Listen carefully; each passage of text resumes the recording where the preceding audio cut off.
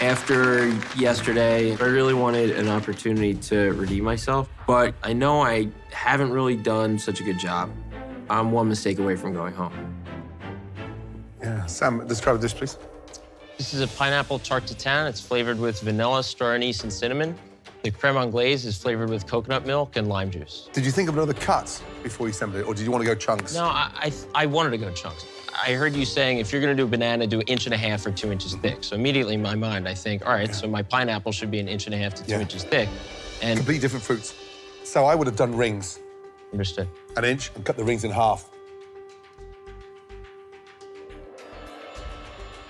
So much liquid here, it's extraordinary. Creme anglaise is straightforward, vanilla, nothing, no twists. Instead of milk, I use coconut milk and a little lime juice.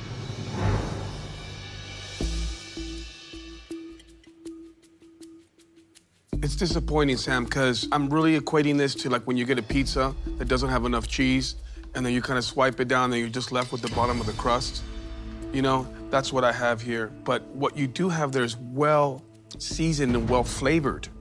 It's just the construction of it is lacking a lot. The tops are cut beautifully, so you've got the top bar. You've got your work cut out when the pineapple's so chunky because you can't caramelize a chunk. The one redeeming factor here is that I thought the idea of putting coconut milk and pineapple together was really fantastic. Thank you, Joe. Thank you, Sam. Great job, brother. Tough one. Next up, Sarah, please, let's go. I'm really concerned about the darkness on the tarte tatin. If it's actually burnt, it's gonna be bitter. So I'm hoping that it's not so bad that I'm out of this competition. Describe the dish, please. I've made for you a peach and ginger tarte tatin with a ginger and vanilla anglaise. Are you happy with it?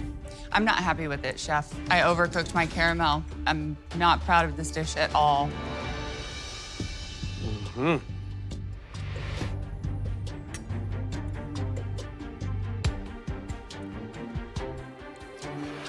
It has a little petrol-y, acrid situation, but I think the peaches are cooked perfectly. I think your creme anglaise is beautiful. It's silky, it's smooth. Here's the thing, it was just on that over-caramelized flavor, but it's got that little aftertaste. It's kind of like the acidity and caramely taste that you get when you eat cough syrup.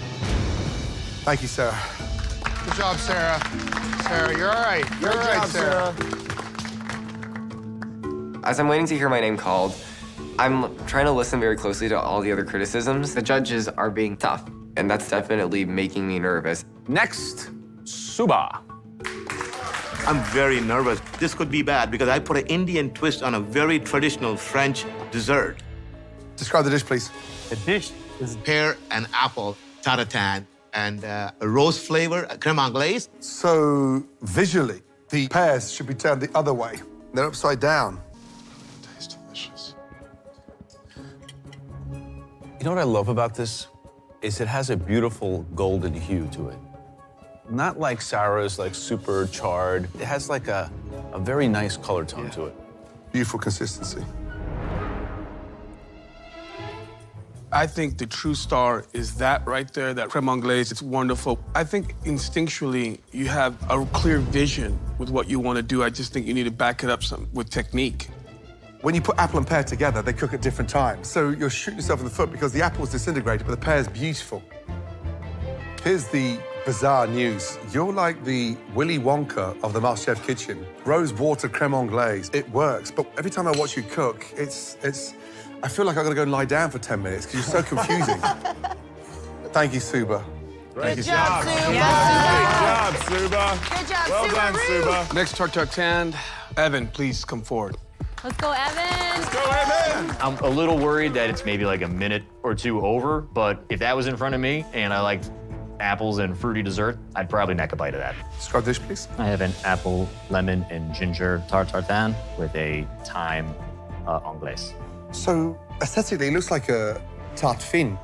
It's like you've got puff pastry with sliced apples on there. Did you cut the apples further than half? No, I cored and quartered the apples. Quartered. Quartered. Half. Like little slices of apples this I big? took the halves and half them. That's why.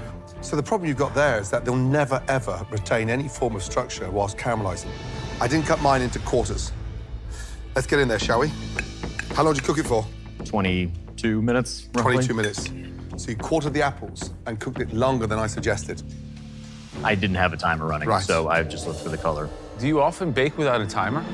Do you drive without looking at the speedometer? I don't drive that often living in the city.